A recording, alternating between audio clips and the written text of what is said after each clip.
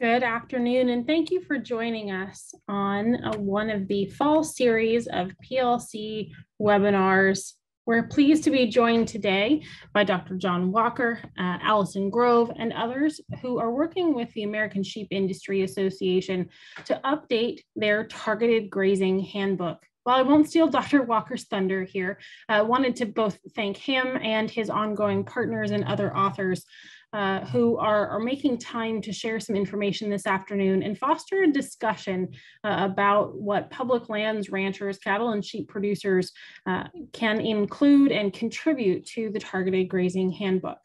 Before I turn this over to Dr. Walker entirely, I'd like to just share a few housekeeping items. The first is that if you've joined us by the computer, you will see at the bottom of your screen, or in older versions at the top right-hand part of your screen, the option for a Q&A function to ask questions, a chat function to chat with me, to chat with our PLC support staff and ask questions, and also a function to raise your hand.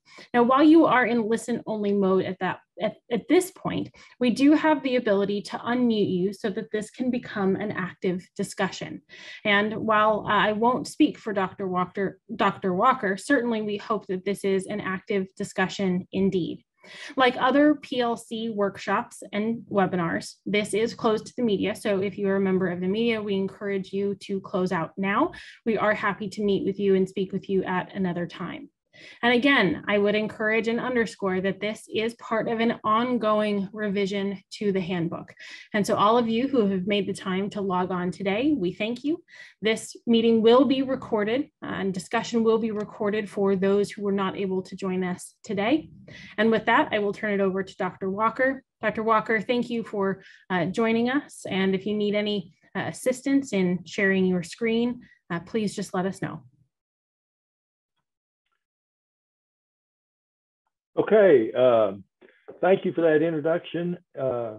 Just can everybody hear me okay? Yes, sir, we have you. All right. So when I hit share screen, it says you cannot start screen share while the other participant is sharing.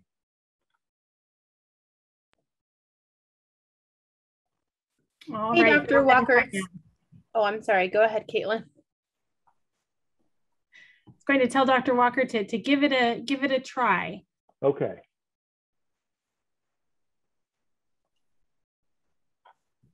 Okay, yeah, it's working now. Perfect.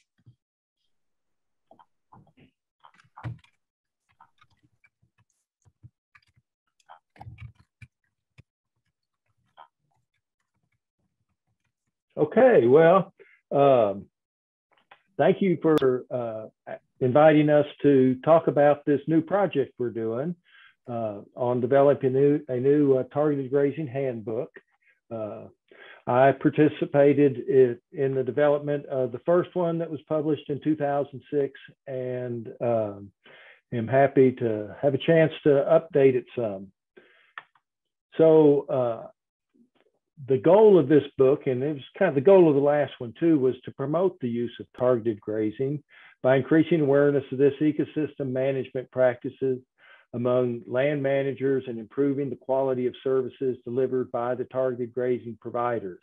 I think another real benefit that has come from this, and I'll talk about this more, is that we have moved away, I think, from grazing management mostly being about reducing the impact of the animals to now directing the impact of animals to achieve certain goals.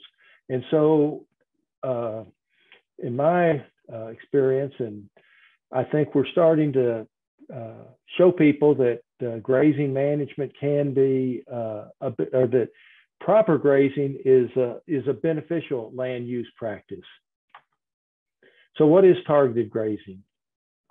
Well, the term targeted grazing was actually first used in 1996, but it wasn't until 12 years later that it started showing up in the research literature. It was in 2006 when the first targeted grazing handbook was published. We coined the term targeted grazing. We didn't know it had been used before. And we did that because the NRCS used well, at that time, most people were calling what we now call targeted grazing, prescribed grazing. And so but then the NRCS used the term prescribed grazing for all planned grazing management practices, and we needed to differentiate it, so we came up with the term targeted grazing. Interestingly, now BLM is using the term prescribed grazing for practices that, for grazing practices that are for the purpose of targeted grazing. And targeted grazing we defined as the use of a specific kind of livestock at a determined season, duration, intensity to accomplish defined vegetation or land management goals.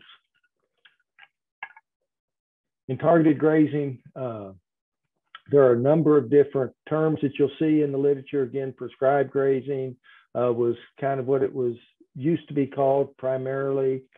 Conservation grazing is fairly commonly used, but it tends to refer to less intensive type management where the grazing is primarily to increase biodiversity.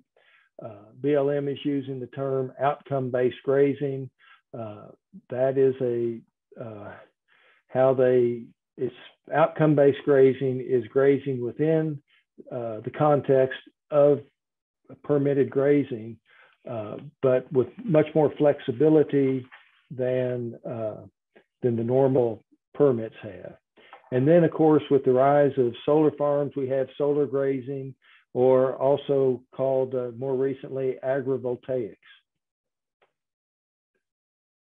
So if we look across the federal land management agencies and their use of targeted grazing and the terms they use, again, the BLM has a type of grazing called prescribed grazing. It's a term for all grazing or all vegetation treatments that are done with livestock and are not the primary objective of forage use for livestock gains.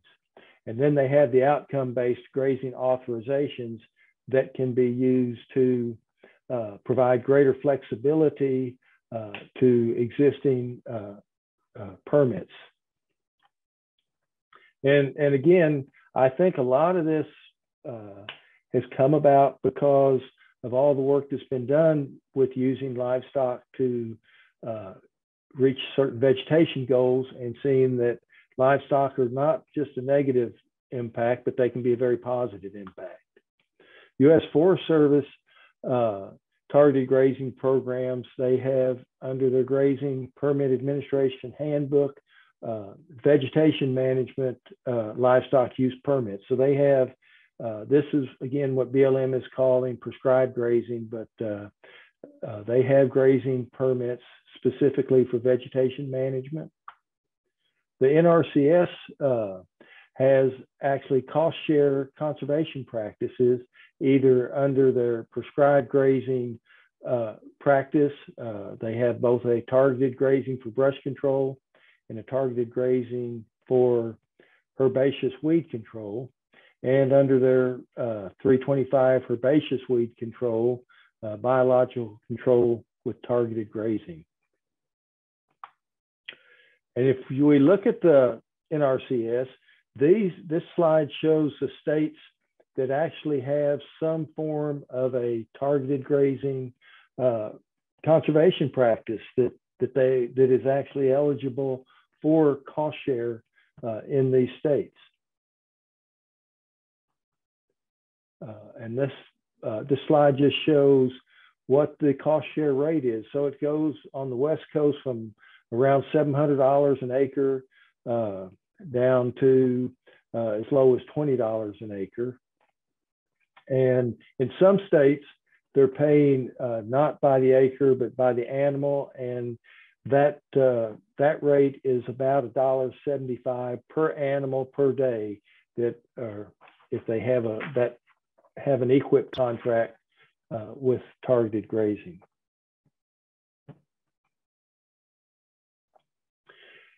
If you look at targeted grazing in the scientific literature, so the This solid line is just kind of the linear trend in numbers of papers coming out. So as you can see, again, 2006 was when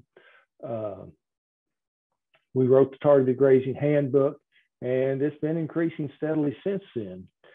And again, if we look at the scientific literature, some papers call it conservation grazing, some call it prescribed grazing, some call it targeted grazing. But what you see happening is after that handbook in 2006, in 2008, we started seeing targeted grazing as being the term used to describe it. And in general, the prescribed grazing, this blue line, has been declining, and most people are using either the term targeted grazing or conservation grazing. And again, the targeted grazing tends to be the much more intensive type grazing management, with conservation being grazing primarily for increasing biodiversity in some areas. Particularly conservation grazing is referred to a lot by in Europe and by environmental groups.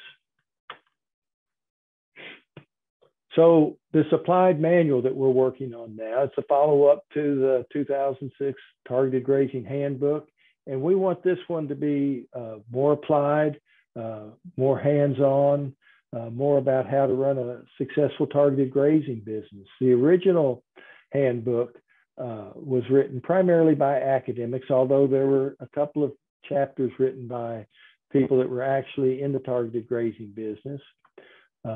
We want to get advice and guidance from experienced service providers, which is why we are conducting a survey.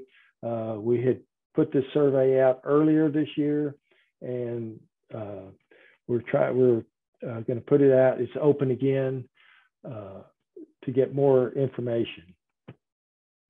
And the audience for this new manual is going to be for people that want to operate a targeted grazing business, and for those who want to hire targeted grazers so they know what to look for and how to find credible contractors. So the chapters in the book, we're going to have a brief history of what's been going on in targeted grazing since 2006. We will have grazing prescriptions and how to monitor. We're going to have some nutrition, animal health that's specific to targeted grazing, how to work with different government agencies, city, state, federal agencies. We'll have examples about how to make a contract, good contracts. We'll have business and marketing strategy, business plans, marketing strategies, HR with employees, and how to deal with H2A herders. We hope we're going to have some case studies. I'm excited about that because this will show people, these will actually be the stories of people that are actually out there doing the targeted grazing, the issues they deal with, and how they solve these problems. We're going to come up with new guidelines for plants that weren't in the old handbook. And then we'll have an appendix and some online resources for people, such as potentially some kind of boilerplate contracts, and also prescriptions for targeted grazing. So the survey, we want to document practices used by targeted grazing contracts. We're trying to really capture the scope of targeted grazing. We know there's a lot going on out there. If you search the internet for it, there's lots of different either individuals or groups that have websites, and you can find how to contact these different people, but we really don't know how big this industry has really grown. So we're trying to capture that. We want to identify some contractors that we can use for focus groups, again, to help us understand better, and so we can communicate better what procedures, practices, people that are actually doing the targeted grazing are using. So far, we've had 265 people responded. Of those, 114 provided targeted grazing services, which were the only ones that could complete the survey, because we wanted only people that were actually doing practices. And of those 114, 70 of them actually completed the surveys. And this slide just shows the states and 2 provinces in Canada that responded to the survey.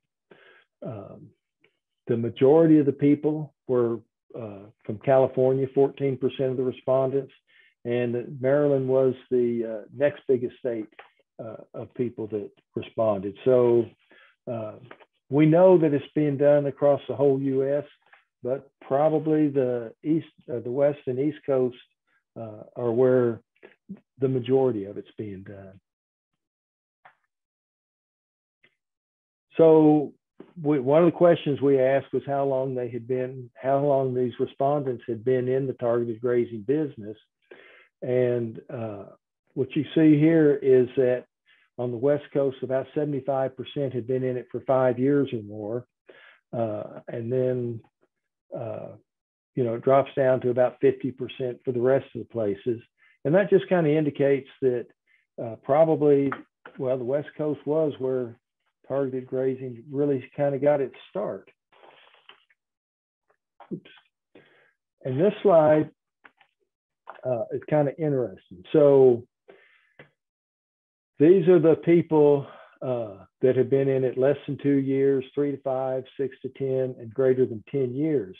And I divided those into large operators, which were people with over 100 sheep equivalent. Some of them may have been goats, or, say 20 cows. If they were above that, would be large. And if they were under that, small. Actually, most of the small respondents had about 50 head of sheep or goats, or some combination of those. If you look at the animal unit equivalents, what you see is that the longer people had been in targeted grazing, the larger they were, which I think means that their business is growing. And if you look at this next slide on the growth of their business, we ask them, has your business stayed the same, doubled, tripled, or quadrupled? And again, the large operators, their business grew more than the smaller operators. And that's, I think, really what this really reflects is that there's quite a few small operators out there that can only handle so much work, and they don't want to do more work. We'll see some more on how much time people spend doing targeted, how many months of the year people do targeted grazing, things like that. But again, I think the industry probably has at least two different segments, and probably more, but smaller service providers that, they only want to get so big anyway, and then the larger ones that are making a real business out of it and expanding to whatever capacity they think they can handle. We asked where people did the targeted grazing, and most of the people that responded operated in at least 2 and sometimes all 4 of these areas: urban, suburban, residential, the urban-rural interface, private lands rural, and public lands rural. So you can see that the private lands rural was where the majority of people were, but all of them, again, most of the people operated in at least two or more of these different areas. If we look at the types of projects that people are doing with targeted grazing, By far, the most common one is control of invasive plants, followed by open space conservation, wildlife habitat improvement, fuels management, solar grazing, forest plantations, others, we'll talk about that a little bit more, cover crop, orchard vineyards, and landfills. And again, many of the people operated in several of these different types of projects. This is just, so the ones that they said other, we asked them to write in what other kind of things they do, and this is just a list. Brush mitigation, post-tree thinning, cemetery maintenance, creeks for flood control, general vegetation and hard-to-access landscape, poison ivy management. There's a lot of, it was interesting, there's a lot of people doing poison ivy management, pasture restoration, construction preparation and power lines, pond management, silvopasture, home yard maintenance. We had some people, when we asked them, what was the smallest job you've done? They've done jobs as small as about 1/10 of an acre. So anyway, I guess the real take home here is that there's just lots of opportunity to use livestock to manage vegetation.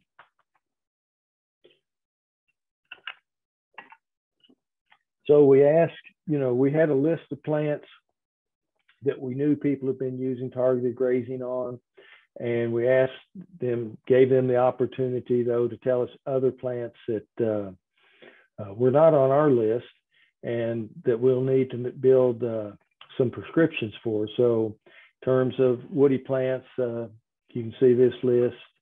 Like I said, a lot of different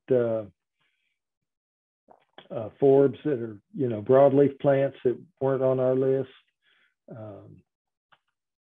and a few new grasses. So if the majority of people doing targeted grazing are using just goats, that's really quite common, but that's followed by wool sheep, and you can just see the difference, sheep and goats. A lot of them are using a combination of different types of sheep and goats, and cattle. There's a small amount of just using cattle for targeted grazing, which particularly in things like cheatgrass, cattle can be very effective. If we look at the numbers of animals that people have, again, the majority of the respondents we've had so far were fairly small, with less than 100 head.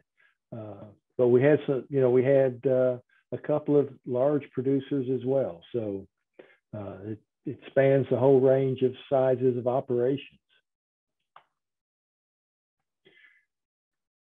We ask, how long does it take for your livestock to be proficient at targeted grazing? And some of the people that I've talked to, at least, would talk about their animals being so well adapted and being really special and really good at the job, and there's no doubt that they are. What I thought was interesting, though, is that most of the people said that their animals adapted rather quickly within the first month. And cattle are not the smartest animals out there, even though most of the people said it just took them a month to learn. I think that just reflects the type of jobs that cattle are usually used on, which is biomass reduction.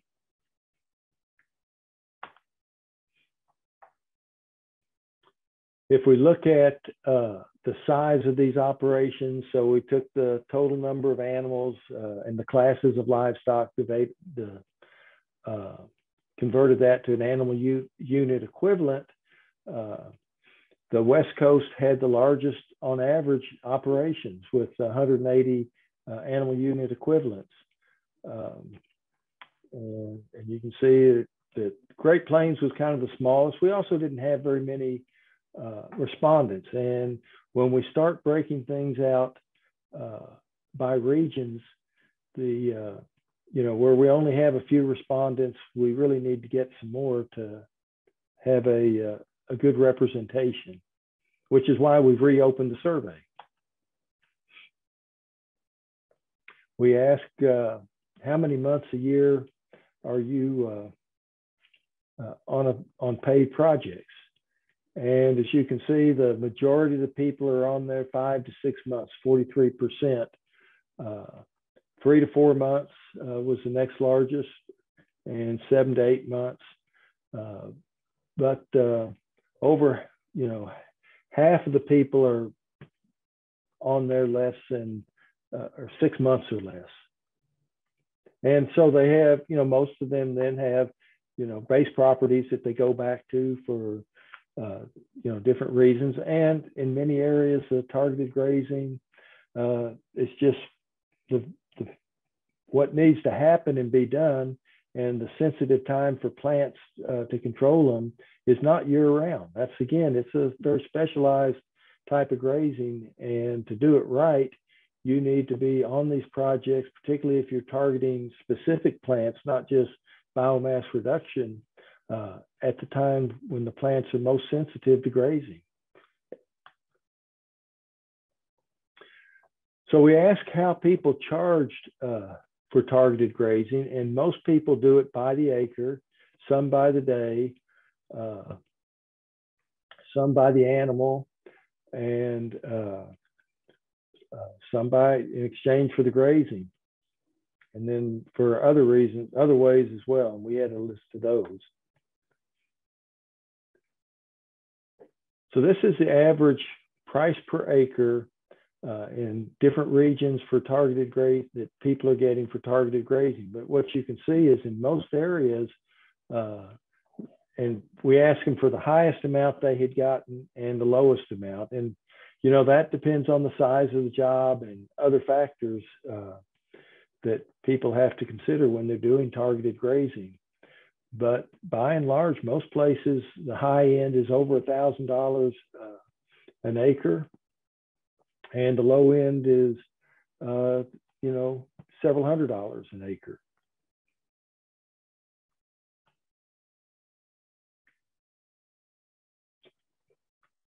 And if we look at what people are getting per acre by the type of animals they're grazing, the goats are getting the most, but again, lots of times those are in very difficult places to access and just much more labor input.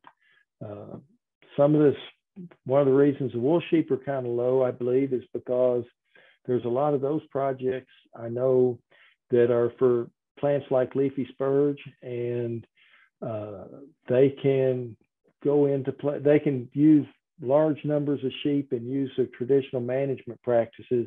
So there's not a huge cost to the operator, and there's a benefit from having access to the forage, and there's a benefit to the landowner or land manager to having this invasive species controlled. So monitoring is an important part of targeted grazing, and we were interested to see how people are actually monitoring. In the first edition of the handbook, it provided information on scientifically valid ways of doing some monitoring, but not everybody's going to do it that way. And so other respondents, 53% reported projects with specified performance criteria, which was usually utilization or condition of vegetation. We asked them, well, who does the monitoring? And as you can see, the contractor often does it. Sometimes it's both. And sometimes whoever employs them is the one doing it. By far, before and after photos was the most common way of monitoring. Then others were just either percent of biomass removed or the residual biomass or stubble height.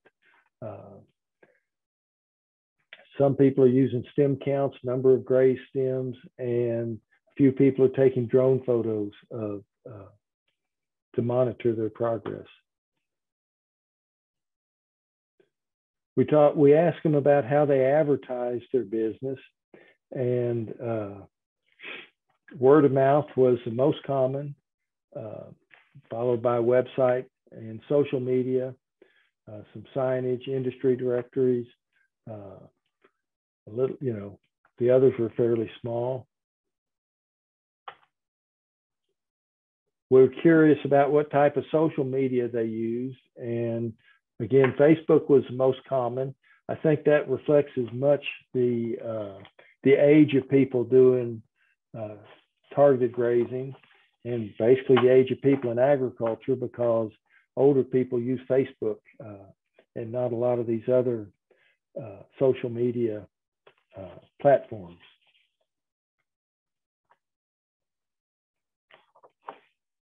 We were concerned about what kind of health issues they had, because we want to address that in the book. And the number one ranked issue was internal parasites, followed by predation, toxic plants or other types of poisoning, external parasites, scouring, foot rot, and respiratory.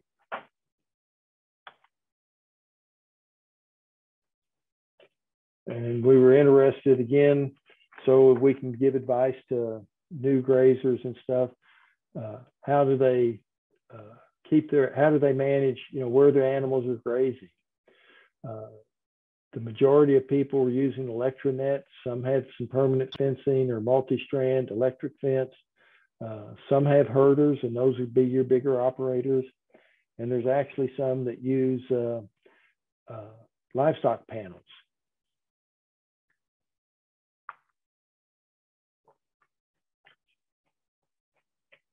We were curious about how often people, what percentage of our respondents have contracts. And I was, frankly surprised that how many did not really use contractor or have a contract with the employer that, they're providing the services to.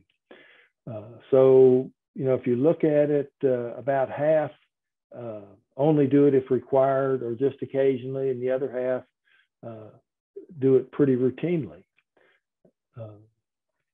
And again, I think that goes back to the size of some of these operations.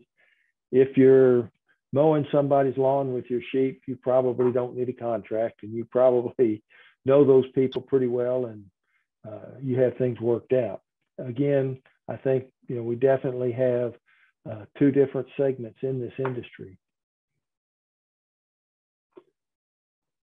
We ask about how they mitigated negative publicity, and we also ask how many of these people, the service providers that responded, had seen jobs that did not go well.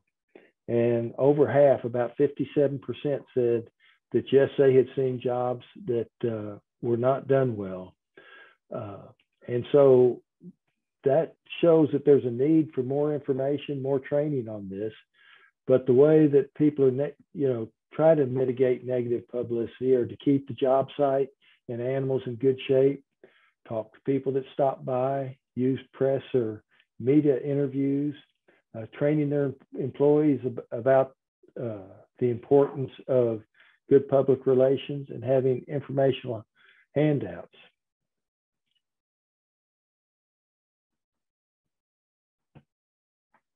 We were curious as to, why people wouldn't take a job, so that, we can, in this new handbook, we can tell people you need to be cautious about things. So some of the top reasons were the person or organization had unrealistic expectation.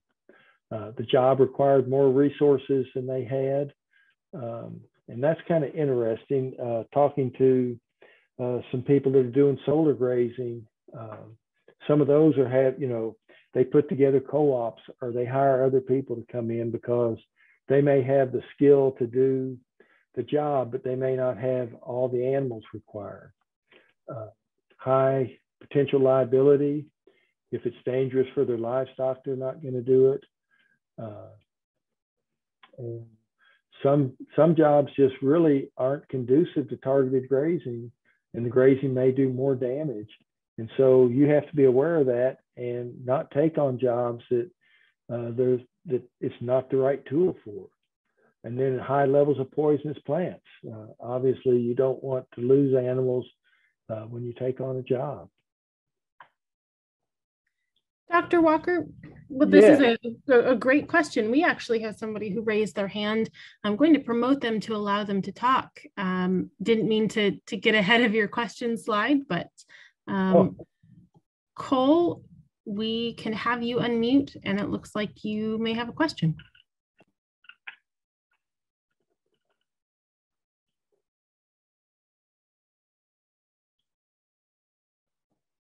Cole Bush, if you can go to the bottom of your screen and hit the microphone. There you go. Hey there. Hey. Hi. You know what? I think that was a mistake, but I'll make a comment, and I will definitely speak up again and ask a question if it comes up.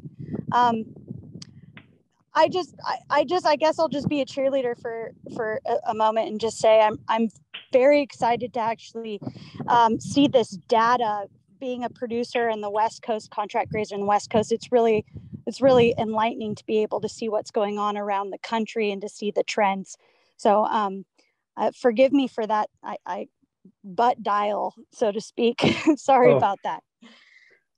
Well, that's fine. And so one of the things that anybody that is listening today, we've opened the survey again, and would really ask you, if you know people that are doing targeted grazing that haven't responded to the survey, to take time and to respond to it, because the more respondents we have, just the better the information will be. And so when we started this project, we wanted to do the survey. We put it out. It actually didn't get out till, I don't remember the exact time, but it was in the spring, and people were going out on jobs. And now we're hoping that we're going to run this, I believe, through the first of the year. People will be home and have some time to maybe respond to it. And most of this survey is not a long survey. I think most people complete it in less than 15 minutes. Are there other questions out there or comments? I know because we've had a number of discussions with people in the various land management agencies. We've had discussions with people that are doing a lot of solar grazing, which we didn't even mention that in the first handbook, and it's quite a bit different really than the first handbook, which was, to be honest, it was really, we knew that there was targeted grazing going on across the country, but it was had more of a Western focus. And so, we want to make this more inclusive in this handbook. So how many of you who are current attendees, can you raise your hand or put in the chat? How many of you are engaged in some sort of system of targeted grazing or conservation grazing or outcome-based grazing? All right, I see a couple hands going up. All right, excellent. So what we're going to do is those of you who have your hands raised, if I can remember, you put them down too quick. My goodness. For those of you who have your hands raised, I think it would be helpful to hear from you what works well and maybe what doesn't work well on your operation. Nels, I'm going to allow you to talk here. I think, Kelly, you were another, I think. Who was the third? I missed the third. Put your hand back up, please. Lee, there we go.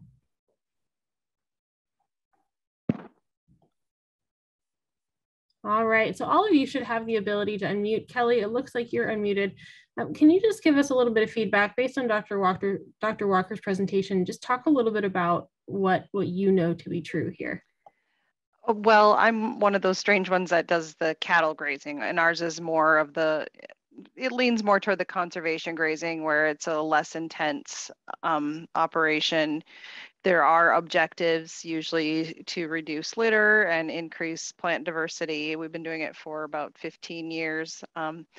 And it's a small part of what we do.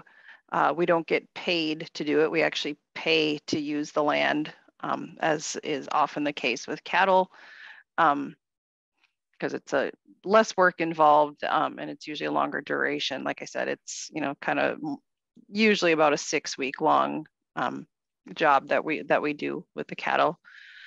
And I'm trying to think what else. I'm in the Midwest in Minnesota, and yeah.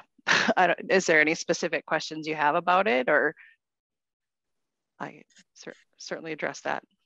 So do you get a reduced charge for your grazing compared to if you were just leasing it strictly for livestock production? Yes, actually. So you know me, John. So we on public land in Minnesota, it's done a couple of different ways. With the U.S. Fish and Wildlife Service, they open it up to a bid. They have to open up to bids. So we bid on every job that we want to do, and we are bidding to pay to do the grazing. So you and what we bid will vary based on how much work is necessary to get the site ready for the cattle. It's anywhere from, I think we've paid like $3 per animal unit month, and I've heard of bids up to like $20 or $30 per animal unit month on a site that's just all ready to go. You just drop them off. So that's the federal side. On the state side, they figure out their contracts based or the cost to go out and graze is based on the county average AUM rate, and then minus any deductions, or any deductions for any kind of work that they have to do. So generally, if somebody's got to go out and put up a fence on the whole unit, even if it's just a temporary fence, it's generally they end up not paying anything for the work for it. They get the grazing for free. Okay, good.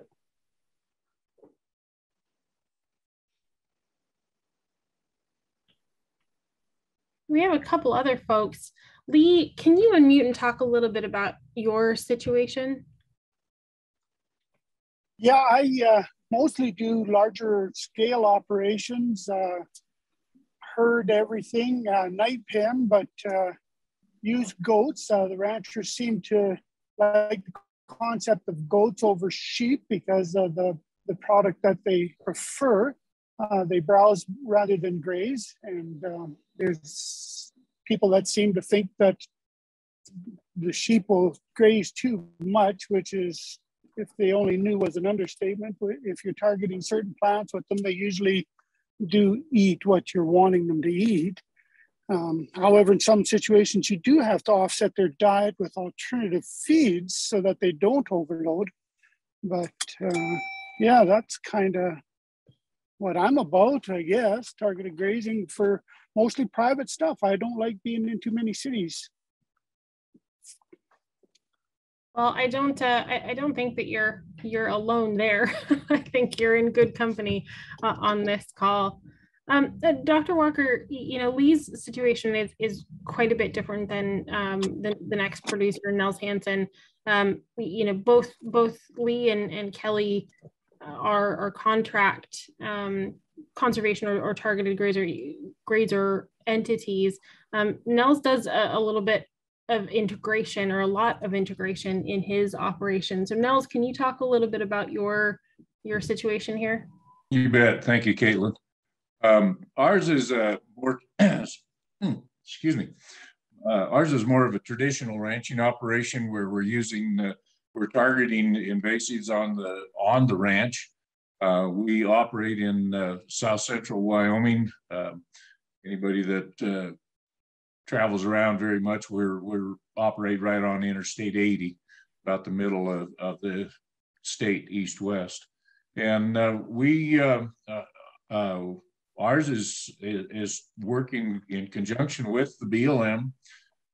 We have a intermingled land pattern to where we cannot focus on private or BLM alone. We have to address the whole pasture, and in many cases we're talking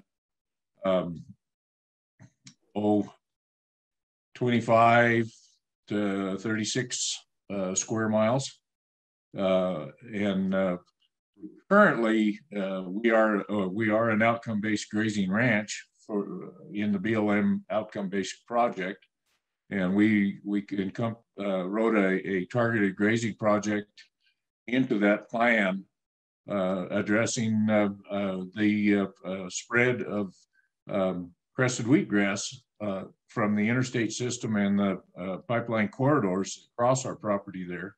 And we're in the process of working up something for addressing cheatgrass.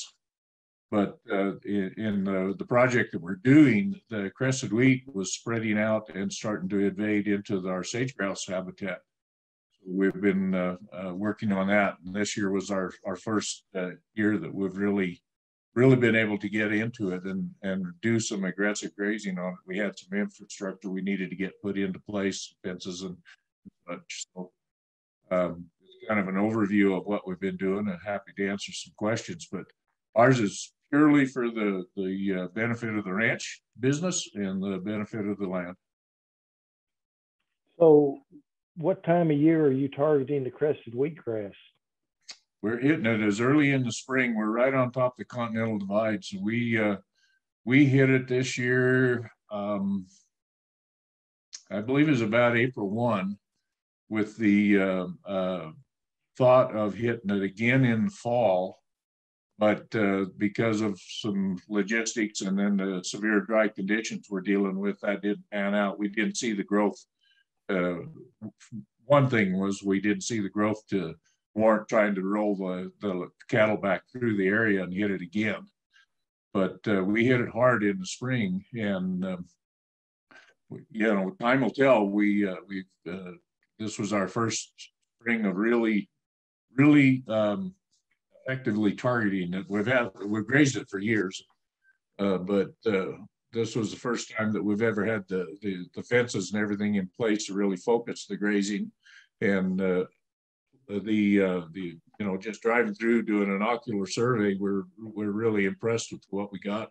We're impressed with the amount of use we got off of there and the way it affected the cattle. One of the points that you addressed earlier, the cattle got to liking that crested wheat, and even after it got pretty rank and coarse, as we moved into other pastures that were not part of the program, we saw the cattle still continue to focus their grazing on the crested wheat. Interesting. Yeah.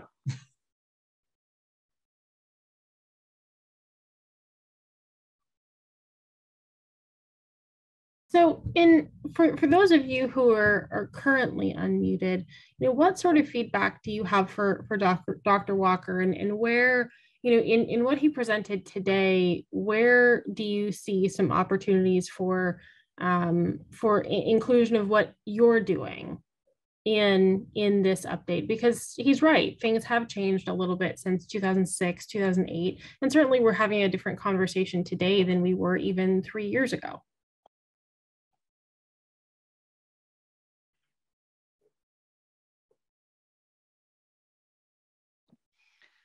Well, this is Kelly. Can you hear me? Yeah. Yes, indeed. I was just going to say, I don't typically think of the type of grazing that we do as as targeted grazing, although I know it does fall under that conservation grazing, simply because we don't get paid for what we do. So, you know, if that's something you're looking at including in the handbook, then, you know, I can definitely help you out with that, as that's kind of my wheelhouse and where I work. But a lot of times that gets left behind as, you know, that's not targeted grazing because you're paying to do it. So, I'm not sure where you want to draw the line there. Well, one of the things that, and I hadn't really thought about Fish and Wildlife Service lands, but I think we definitely need to include that in the book, because those are opportunities for people, you know. Mm-hmm. And so we, again, have tended to think Forest Service BLM in terms of federal lands. But so I guess what I'm trying to say is, one of the things we're trying to capture and put in the book is these opportunities, and not just the opportunities, but how do you find out about them? And so, yeah, I'll get with you, Kelly, and get some more information on that. Yep. This is Nels. Something that we've been working with here. We operate in an area where there's a lot of energy development, primarily oil and gas development. And we have worked with them in conjunction with the University of Wyoming, doing some site-specific tests of livestock impact on reclamation projects out in the oil field and things like that. And I think there's a real opportunity. It's got to be done in a timely manner, and it takes a lot of coordination. I've reached out to a number of the oil companies and have had positive feedback before the bottom fell out of everything, and half of our the people that we were doing business with went bankrupt. But we've looked at trying to use our livestock to enhance their reclamation. And like I said, the little bit that we have done has been shown positive effect, and it hasn't been a hardship for us. And ones that we've done, it's been a volunteer thing that we volunteered to do it. It was inside of our grazing allotments, and we used our livestock, and they did a lot of the legwork. So, but I think there's some opportunities there that we need to reach out and see if we can't tap into. Well, good comment. That one was not on our list either. It is now. We've had a good bit of discussion from folks who are promoted here, but there are a couple other folks on the phone here who I know do some adapted and really carefully managed grazing. Is there other feedback before we wrap up at the top of the hour about things that may not be perceived, or things that you may not think are targeted grazing, but careful ways that you manage grazing for a specific outcome that should be reflected in these discussions?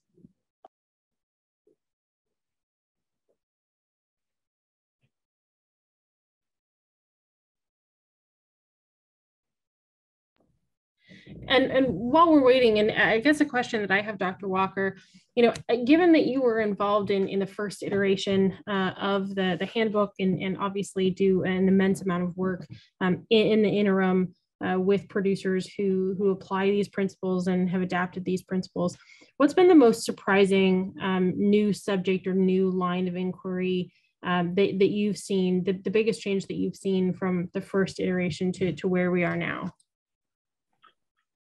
I think, I'm not going to say it's a surprise, but just that that it's really grown. I don't know when. One of the things I need to check on is, for instance, when did NRCS start including targeted grazing as a conservation practice?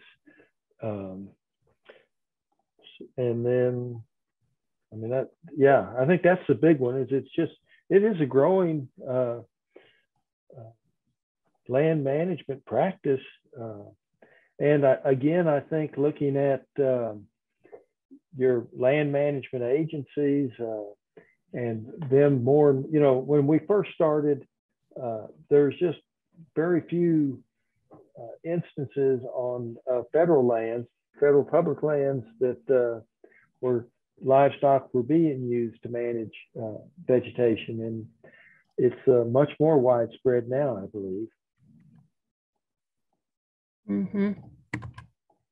It's a great point. I mean, some of these things are sneaky, and they do sneak their way into certainly some of the updated legislation that we've seen over the past number of years. But certainly it's encouraging to see law and regulation and even some of this legislation that's not yet been enacted reflect the on the ground realities. Nels, I see you have your hand up there. Was that intentional? Yes, it was.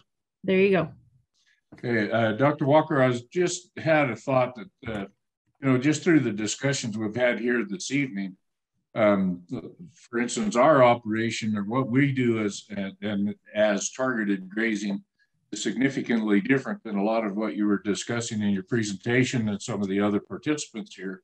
I'm wondering if there would be value in having your handbook have some, maybe a separate section for more of a landscape scale project or targeted grazing, similar to what we do or a lot of what we do. We don't even call it targeted grazing anymore, but we definitely build our grazing plans around the needs and requirements to protect the sage-grouse habitat, things like that. But I'm wondering if there doesn't need to be a split in there so that people understand or go to what they're looking for rather than have to search through a full document to find what they want. Good point. I mean, I think that's what Kelly was talking about as well, that the kind of stuff they do too. So I think, yeah, we'll need to think about that.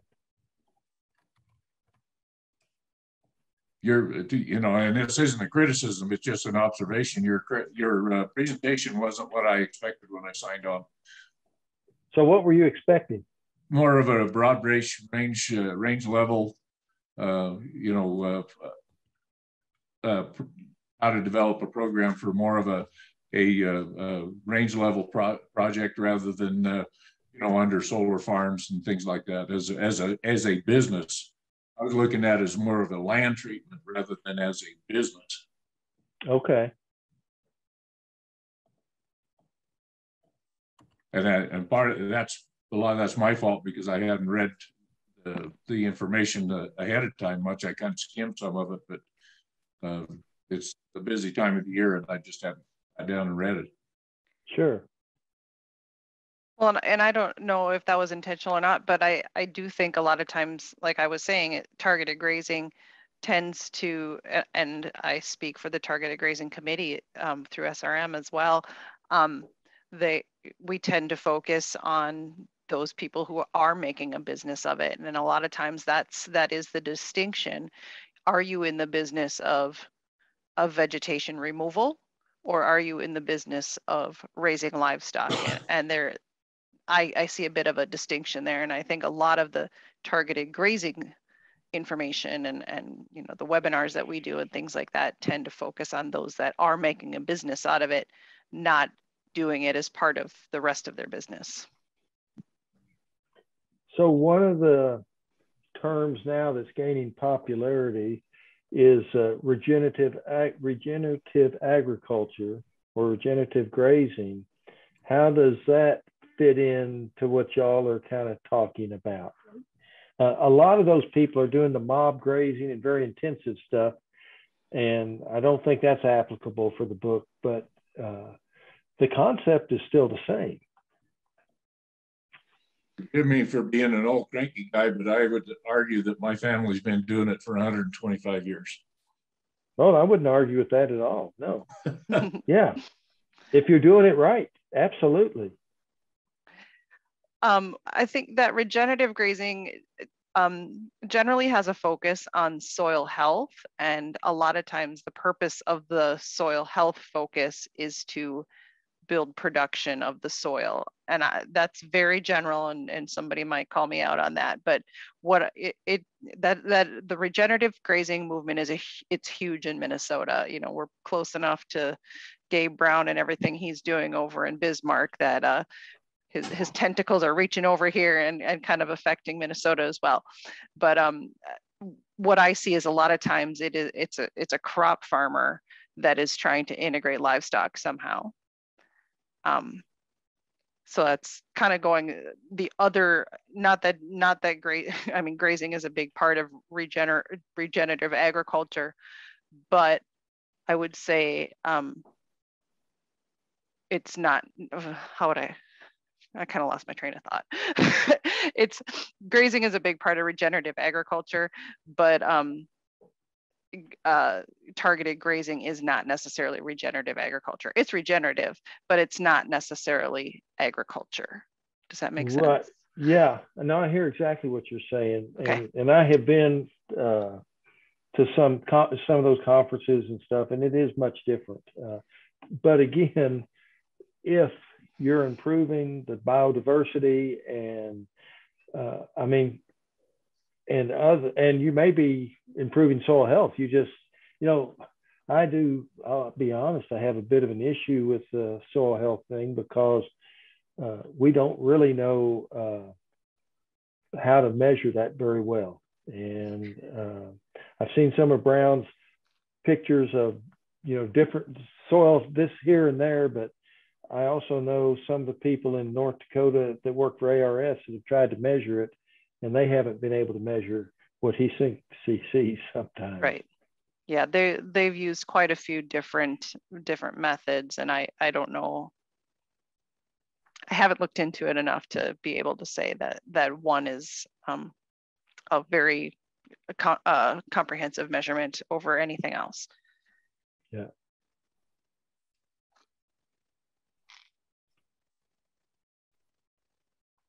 Anyway, I think the biggest difference there is the agriculture piece. Not to say that targeted grazing isn't a sector of agriculture, but the product of targeted grazing is a landscape, a better landscape a lot of times.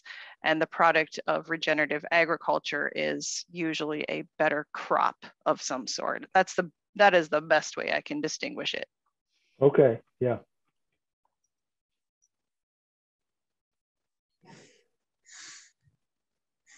So I'd make one last call for folks to raise hands, put questions in the chat, or offer comments. But want to thank you, Dr. Walker, for offering this perspective tonight and including permittees and those who do incorporate these practices as part of their operations, even though they're not the maybe the typical face or the primary focus of the handbook as it has been applied in the past. Thank you for this opportunity. And as all of you who are able to access the chat, you will see that we've put a link to the chat in the chat to the ongoing targeted grazing survey. That survey link will also be available on our website as well. I'm not seeing any more hands go up or any additional things coming through the chat. So Dr. Walker, I'll turn it back to you for closing remarks. Well, I just thank you for the opportunity to get the message out there, and I appreciate the input from the people about some aspects, and took several notes, and I think that'll help make our this project a better project than it would have been. So again, thanks everybody for attending, and hope you have a pleasant evening. Thank you, and have a good evening. Okay, bye.